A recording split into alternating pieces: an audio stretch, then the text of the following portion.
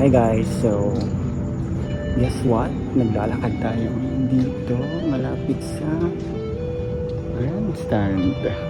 Isa lang naglalakad. So, I don't know, I just wanna walk alone and alam mo yun, gusto ko maglakad and unwind. Ano lang, naglalakad lang. Wala naman akong iniisip pero I just wanna walk. Napaka-peaceful naman ang gabi.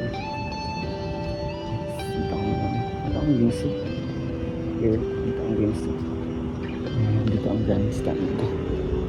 So, ayun, just walking lang. Walking lang. So, kayo, nakapag-late night walk na ba kayo? Like, wala lang, yung gusto nyo lang. Ang gate ng Ginsu.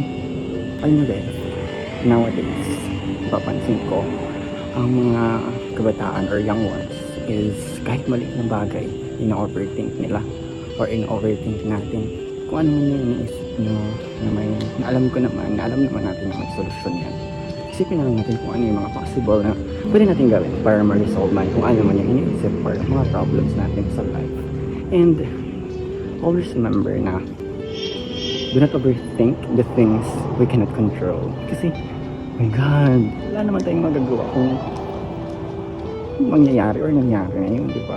So, all we have to do is accept and try to develop ourselves.